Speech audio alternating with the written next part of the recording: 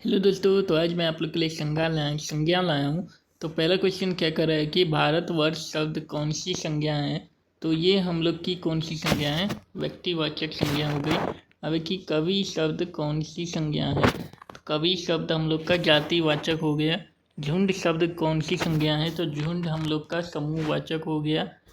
कृपणता कौन सी संज्ञा है, तो ये हम लोग का भाववाचक हो गया। तांबा शब्द कौन सी संज्ञा है, तो ये द्रव्यवाचक हो गया। राज्यपाल कौन सा संज्ञा है, तो ये जातिवाचक संज्ञा हो गई। तो अब क्या क्वेश्चन है कि सूरदास शब्द कौन सी संज्ञा है, तो ये हम लोग का जातिवाचक हो जाएगा। अब है कि दया शब्द कौन सी संज्ञा है, तो दया हम लोग का भाववाचक हो जाएगा।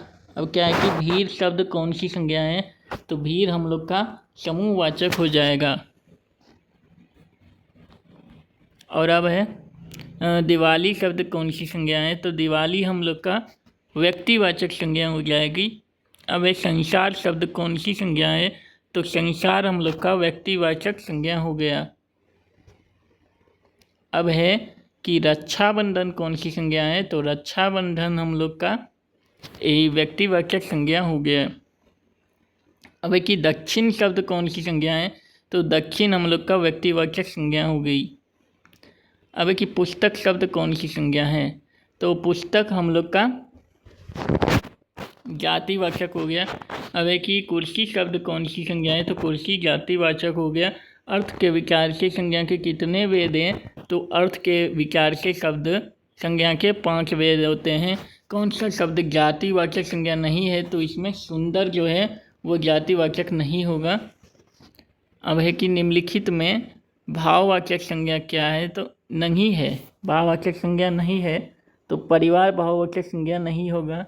अब है कि चरित्रता किस मूल शब्द से बना है, तो ये चरित्र से बना हुआ है। नेताजी भाषण दे चुके हैं, नेताजी किस संज्ञा का उदाहरण है, तो ये जातिवाचक हो जाएगा। अब है कि टिकना शब्द भाववाचक होगा, टिकना शब्द का क्या होगा भाववाचक, तो यहाँ पे टिकाव सही हो जाएगा। अब है कि निम्नलिखित शब्दों में कौन सी शब्द संज्ञा है, तो यहाँ पे क्रोधित संज्ञा हो जाएगा। अब है कि इनमें से भाववाचक संज्ञा नहीं है, तो भाववाचक संज्ञा हिमालय नहीं होगा। अब कि डॉक्टर राजेंद्र प्रसाद को देश रत्न कहा जाता है, रेखांकित शब्द कौन सी संज्ञा है, तो यहाँ पे व्यक्तिवाचक हो जाएगा। अब यहाँ पे जातिवाचक बताना है, तो जातिवाचक यहाँ पे लड़का हो जाएगा। अब है कि सोना शब्द का भाववाचक होगा, सोना शब्द का शयन भाववाचक होगा। निम्नलिखित में भाववाचक संज्ञा कौन सी है, तो ये शत्रुता हो जाएगा। निम्नलिखित में कौन सा शब्द जातिवाचक संज्ञा नहीं है, तो ये सभी जो हैं यानी कि ये सभी जातिवाचक नहीं होंगे। अब है कि निम्नलिखित संज्ञा विशेषण जोड़ी में कौन सी सही नहीं है, तो यहाँ पे प्रांत और प्रांतिक यहाँ पे गलत दिया हुआ है। अब कि पंत जी छायावादी कवियों में महान थे, रेखांकित शब्द का संज्ञा क्या होगा, तो यहाँ पे व्यक्तिवाचक संज्ञा होगा। जटिल विशेषण के लिए निम्नलिखित में से उपयुक्त संज्ञा होगी, तो समस्या हो जाएगा। निम्नलिखित में कौन से शब्द व्यक्तिवाचक संज्ञा नहीं है, तो यहाँ पे आदमी हो जाएगा। अब क्या है कि मिठास शब्द संज्ञा क्या है, तो मिठास भाववाचक हो गया।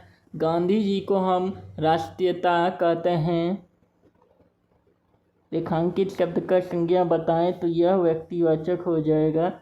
महात्म्य शब्द कौन सा है, तो यह भाववाचक हो गया। वस्तुएं को नाम को कहते हैं, तो ये संज्ञा कहते हैं। नाप तौल का बोध कराने वाले शब्द को क्या कहते हैं, तो द्रव्यवाचक कहते हैं। वाराणसी शब्द कौन सी संज्ञा है, तो यह व्यक्तिवाचक हो जाएगा। अब कि निम्नलिखित शब्दों में समूहवाचक संज्ञा, तो समूहवाचक संज्ञा यहाँ पे सभा हो जाएगा।